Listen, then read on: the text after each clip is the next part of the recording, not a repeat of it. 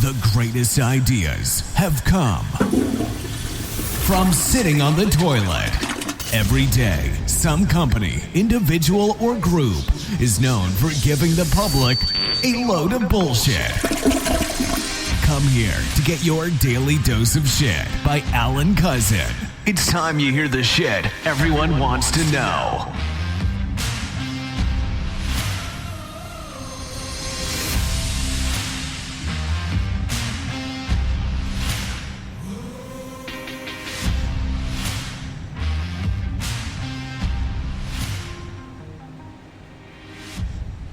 Hello out there, and welcome to your Daily Dose of Shit with your host. It is I, Mr. AJC, Alan J. Cousin.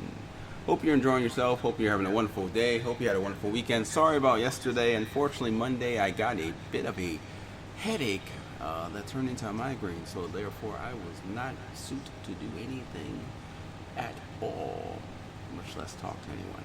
So here I am though on a Tuesday, that's right, Tuesday, June 5th, 2023, and I am here to talk to you about who knows what, or who knows how, or even more so, the most important question, why?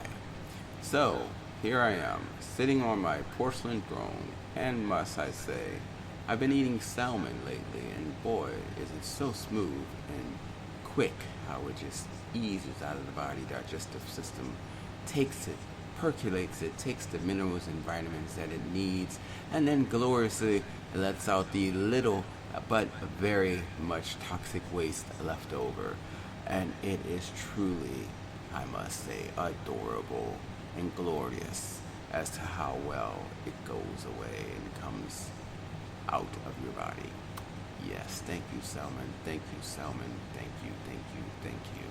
So as you can see, I have had some very nice, enjoyable sit-downs on my porcelain throne. Now, of course, I'm reading the news, and so much of the news, I tell you. I mean, we're talking about more kids getting killed. We're, of course, talking about the whole Target thing and Budweiser thing with transgender. And of course, we're worried. Santos is so worried because they're going to consider letting the world know who posted bail for Mr. Santos. And boy, I think it's going to be a thriller. Just saying. But we shall see, because he was pleading with the judge to not reveal who posted bail for him. Sounds pretty juicy there. Sounds pretty meaty. Sounds like something we all want to hear. So, guess we'll find out sooner than later. But let's talk about the main agenda. And the main agenda is kids. We have generations. Generations meaning that we all live, and basically we create a generation after us who then lives to help keep the balance of society and the world moving forward, so that basically humanity will not die out and will continue to exist. Now, of course, being that we are parents and friends, we try our best to basically make sure to instill in our children good moral keeping and great brain ethics and knowledge and power, so that they can understand how to do the things that maybe we haven't done, or to not make the same mistakes that we have made, basically. Unfortunately, though, some of our parents decide to dictate their children and not help them learn, but basically tell them how they must live, and in some cases try to not improve their way of living, but actually disprove their way of living, making it worse for them, giving them the hopelessness that life is non-existent and offers nothing in return. And that scares me. That scares me that we have people out there that basically are not trying their best to help children realize the potential in themselves, but also they're not allowing the children to think for themselves. They're not allowing the children to wonder what is and what could be, and to ask questions and get answers, and to feel comfortable about who or what they feel they are. This is a problem that is causing the Target revolution, that is causing the Budweiser revolution, because people are continually telling others how they cannot do this to kids. But here's the thing, you're protecting the children from this transphobia and this gay phobia of homophobics, but you're not doing anything about the guns that's still continually killing our kids. I'm not sure about you, but I think the gun situation is much more important than the transphobia and the homophobia. I mean, I would rather my kid to live and not die than to basically worry about what kind of non-binary or binary or gender they decide to choose, because at least in that situation, they're still alive.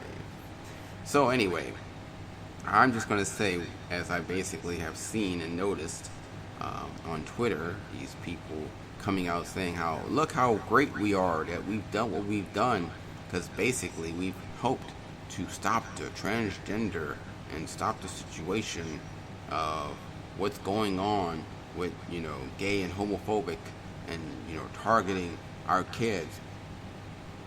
And yes, they've lost billions of dollars because of that. And that one, I will say this though, think about this. They've lost billions of dollars because of that. But the thing is, they're still making money. So think about how much money they're making to the point where they can lose billions and still be operationally effective. Is it really affecting them like you think they are? Not so much. And plus, they're protecting their employees. Think about it. A lot of these corporations decided to stop doing this stuff because they were having their employees harassed and threatened while they're trying to just do their job for almost a little bit above minimum wage. I mean, really? Do you really want to bother a Target employee or, some store employee that really made no decision in what's being sold in the store and make them feel like, harassed and feared and, aggravated because you don't like something in the store that they really can't do nothing about and have no justification to change anything based on your whims? Really? Come on now. If you're gonna do it right. Write letters. Seek meetings with upper management. Do what's best. Make phone calls and talk to the people that can make decisions instead of harassing the people that have no decision-making powers. But yet again, this is America, and as always, what do? They do exactly what they don't think is the proper decision, and they think, oh, this is the right decision, I'm going to do that, when in actuality, it's the wrong decision. Like, really? Go bother and harass the employees. Yeah, it's just going to make everything better. And videotape these employees, by the way, on your phones, because they're in power and they're making all this money off this decision making. So why not just harass their lifestyle when really you should be going to the president, vice president, board members, and so forth. Videotape them. Go find them. Go to their homes. But no, of course not. You're just going to be lazy and go to the local Target. Why are you lazy? Don't be lazy. If you really feel strongly about something, then show it in your actions. Show it in your words. Do something about it. Not just minimal. Do maximum. Because you know what? That's how things get done. When you put effort, motivation, determination into something. And I will admit, I've done some things where I've helped to change guidances and laws and so forth, but guess what? I did it the right way. I wrote letters. I called my congressmen, my senators. I've talked to the board members, our upper management, or wrote letters to the president and the CEO. I did what needed to be done. The director of operations, the regional director of operations, the vice president of marketing, the vice president of strategy and planning, the vice president of operations. These are people that make the decisions on what you see in your Target store. In case you didn't know, just rewind, listen to this again, and that's the people you need to conquer. That's the people you need to contact. That's the people's minds you need to change. I hope you're understanding this. I hope you're getting this. I hope you're listening. because really you don't want to bother these employees. They have enough stress as it is trying to do what they have to do for probably $18 to $20 an hour, with probably a half an hour lunch break, no good benefits, and then they got to go home to their kids, and you're bothering them over colors on an article of clothing. Think about that. Just think about that for a minute, please. So, moving forward, let's talk about sex, baby. Let's talk about you and me. Let's talk about 1, 2, 3. Let's talk about orgies and bestiality. Let's talk about sex. Let's talk about sex, baby. Because you know what? That's the thing I've come to realize in this world. I think this is the most important thing in the entire world. Sex. I mean, really, I think people would not know what to do with themselves if they couldn't have sex. It's kind of scary when you think about it, really. I mean, there's so many other things in this world that you basically can enjoy. Basically have the leisure of pleasing yourself and spending time with others. But sex is like the number one broad issue on everybody's mind. Well, I should say mostly everybody's mind, because there's a few of us out there actually. Maybe the logical ones, maybe the ones that's a little more endeavor in logical and intellectual spaces of their minds that don't really care about sex. They care about actually learning about what's going on in the world, figuring out what's going on in the world and how to improve it and how to decipher it and, you know, what makes the world tick kind of thing. Because I don't live in a sexual world, meaning I don't have sex. And you'd be amazed how when I tell people that I don't have sex with any of my girls, they are astounded. Like literally astounded. Like they cannot believe that I have more than one girl in my poly family and I have sex with none of them. Now granted, do I have fun with them? Yes, I have a very enjoyable time with them. I do many things and have a lot of fun in many other ways. Emotionally, mentally, you know. But sex is not one of them. And in all honesty, we have a great life without it. Now, granted, yes, it's like chocolate. Sometimes you kind of go, I have an urge. And, you know, you're like, yeah. And then you're like, yeah, okay, well, the urge is gone. And that's it. Then you move on. But it's like everybody thinks about sex. It's like, oh my God, how big is your dick? Or how tight is your vagina?